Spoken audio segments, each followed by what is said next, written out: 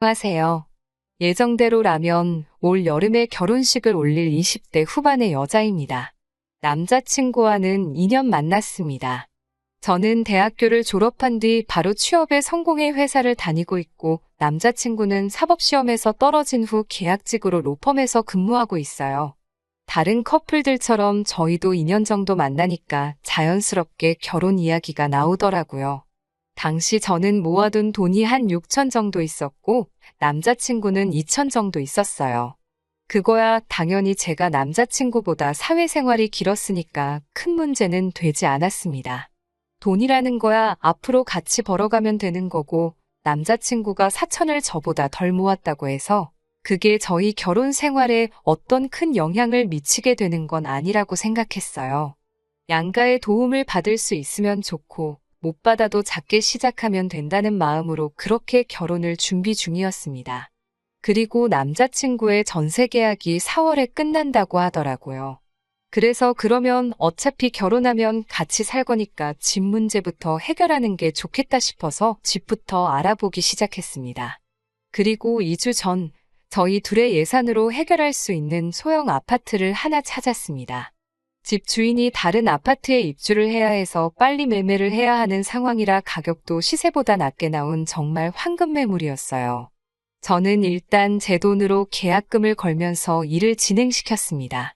그리고 이를 알게 된 남자친구도 너무 잘 됐다면서 일단 제가 진행을 하면 자기가 한 번에 자기가 내야 할 돈을 보내줄 테니 그 돈으로 잔금을 치르자고 하더라고요. 그러면서 남자친구가 사실 자기 돈은 예비 시모가 관리하고 있다면서 그래도 걱정 말라고 내일 바로 보내주겠다고 했었고요. 저도 사회생활 시작하고 처음에 한 1년 정도는 친정 아버지가 대신해서 관리해 주셨기 때문에 전혀 이상하다 생각하지 않았습니다. 안심하고 기다렸어요. 다음날 약속한 시간에 부동산에 도착했는데 예비 시모한테서 돈도 오지 않았고 연락도 닿지 않았어요. 워낙 소형 아파트 매물이 귀하다 보니 다른 사람도 계약을 하겠다고 기다리고 있다고 했고요. 그 말을 들으니 마음이 급해졌습니다. 어쩔 수 없이 친정 아버지께 도움을 요청했고 친정 아버지의 노후 자금으로 일단 잔금을 치를 수 있었습니다. 당연히 남자친구에게 이게 어떻게 된 일이냐고 따졌지만 남자친구도 잘 모르겠다면서 미안하다며 예비 시모에게 당장이라도 빨리 돈을 보내라고 하겠다고 하더군요. 하지만 한참이 지나서야 연락이 온 시모는 지금 몸이 너무 안 좋다는 등, 정신이 하나도 없다는 등, 통장이 어딨는지 모르겠다는 등의 바보 같고 속이 훤히 들여다 보이는 핑계를 대며 전세 자금을 보내주지 않으셨어요. 그래서 저는 돈을 받지 못한 상황에서 살림을 합치게 되었습니다. 그때만 해도 어찌됐건 가을에 결혼식을 올리기로 했고 청첩장까지 다 돌린 상황이었으니까 같이 사는 게 꺼려지거나 하지는 않았습니다. 저도 회사 때문에 계속 서울에서 자취를 하고 있었기 때문에 하루라도 빨리 내 집에서 살고 싶었고요. 그런데 문제는 저희 둘이 살림을 합치고 얼마 되지 않아서부터 예비 시모가 자주 집을 찾아왔습니다. 말씀으로는 친정 어머니도 안 계신데 당신이 친정 어머니처럼 저를 챙겨주고 싶다는 거였죠. 하지만 저는 부담스럽기만 했어요. 친정 어머니만큼 편하신 존재도 아니었고 저도 일 끝나고 집에 오면 쉬고 싶고 주말에는 늦잠도 자고 싶은데 아무 때나 배를 누르시니 없는 척을 할 수도 없고 죽겠더라고요. 하지만 더 저를 힘들게 한 건 예비 시모의 무력이었어요. 예비 시모는 저희 집에 올 때마다 이번에는 뭐가 바뀌었니 뭘 샀니 하시면서 집안의 물건들을 꼼꼼히 살피셨어요. 저는 처음에만 해도 내가 혹시 돈을 사치스럽게 쓰는지 확인하려고 하시는 건가 생각했는데 그게 아니었더라고요. 시모가 그러는 이유는 자기 마음에 드는 물건을 가져가기 위해서 그런 거였어요. 한 세 번째 방문 때인가 인기가 많아 배달이 밀리던 대형 TV가 한 달 만에 집에 들어왔을 때였어요. 시모는 소파에 앉아 TV를 보면서 이게 그 광고하는 신상 TV냐며 아이고 너무 좋다를 연신하시더니 나는 이런 TV를 언제 가져보나 딸 있는 집들은 이런 것도 지들 엄마 척척 사준다던데 라고 하시며 계속 나도 이런 TV 하나 있으면 집에만 있어도 하나도 안 심심하겠다는 소리를 하시더라고요. 계속 듣고 있자니 민망해 죽겠는데 남자친구가 제 눈치를 쓱 보더니 그럼 엄마 며칠 가져가서 써보고 맘에 들면 살지 어쩔지 생각해보세요. 이러는 거예요. 그래서 제가 놀라서 자기야 그럼 우리는 뭘로 TV 봐 하니까 우리는 핸드폰도 있고 딴 걸로 봐도 되잖아 이러는 거예요. 시모가 TV를 차에 싣고 떠난 뒤 제가 남자친구에게 저렇게 드리고 어떻게 돌려받냐고 하니까 뭘 돌려받냐면서 우리가 하나 새로 사면 되지 이러는 거예요. 그래서 제가 그 TV 내 돈으로 산 거 모르냐고 하니까 저더러 직장에서 임직원 할인받아 못 사냐고 그래요. 그래서 그거랑은 별개로 내 돈으로 산 거라고 하니까 저더러 왜 이렇게 치사하게 구냐면서 툴툴거려요.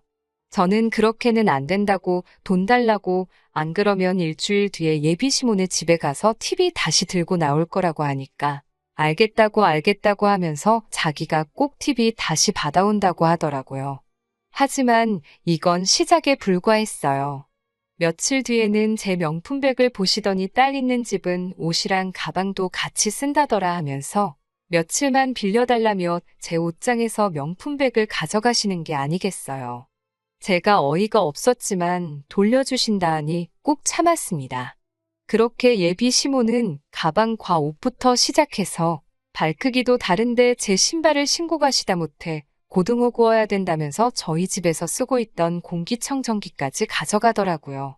제가 한 번은 도저히 견딜 수 없어서 예비 시모에게 그러다 저희 살림 다 가져가시겠다고 한마디 쏘아붙이니 예비 시모가 그까짓 거 가지고 뭐 그리 생색을 내니라며 남자친구 앞으로 부은 1억짜리 보험을 저희한테 주려고 하셨다는 거예요.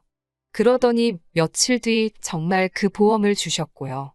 하지만 그것도 아는 보험 설계사 분에게 물어보니 보험 담보대출로 8천만 원이 있었어요.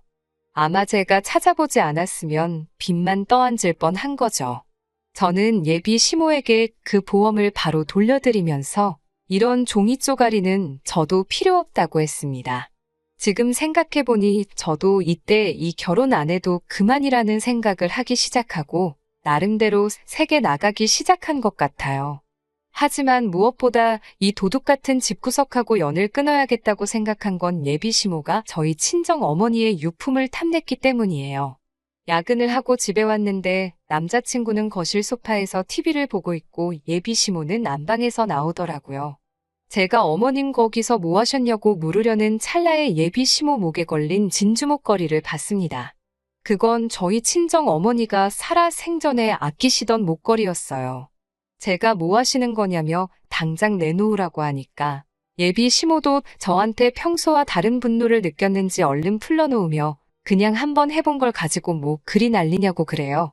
제가 그거 저희 친정 어머니 유품이라고 어떻게 그런 것까지 손을 대시냐고 하니까 아이고 그게 죽은 사람 물건이냐면서 재수없을 뻔했다고 하더니 너는 그리고 전에는 앞으로 나를 엄마처럼 생각한다더니 그건 순 거짓말이었냐며 그럴 줄 알았다고 적반하장으로 저를 이상하게 몰아붙이더군요.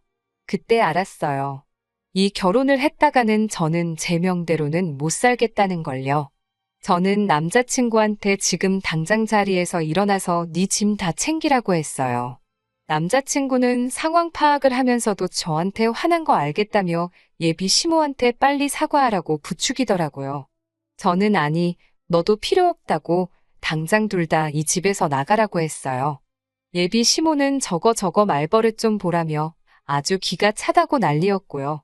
저는 당장 안 나가면 둘 다 주거침입으로 경찰 부를 거라고 이 진명에 내건 거는 알고 있지 않냐고 하자 남자친구가 엄마 일단 나가자 라고 말하며 예비 시모를 끌어냈어요. 남자친구는 공무원 시험이든 사법시험이든 뭐라도 다시 준비하려는 중이었기 때문에 경찰하고 엮여서 좋을 게 없었거든요. 저는 그 길로 남자친구와는 파혼하기로 작정을 하고 주변 사람들에게 바로 연락을 돌렸습니다. 당연히 남자친구에게도 우리는 이제 끝이라고 말했고요. 예비 시모도 그제서야 자기가 저를 너무 편하게 생각해서 일을 이렇게 키웠다며 제발 사과할 기회를 달라고 하시더군요. 앞으로 평생 딸보다 더 소중하게 대하겠다고 말만 번지르르하게 늘어놓았지만 제가 한 번 속지 두 번 속나요.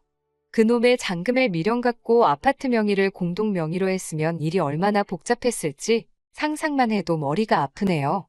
그래도 덕분에 얼떨결에 아파트가 하나 생기고 그 아파트도 그 사이에 돈이 올라서 마음의 위로가 살짝 되긴 합니다. 비록 30살 전에 결혼하고 싶었던 꿈은 이룰 수 없게 되었지만 그래도 제대로 인생 공부했다 치고 더 좋은 사람 만날 때까지 열심히 살고 있으려고요.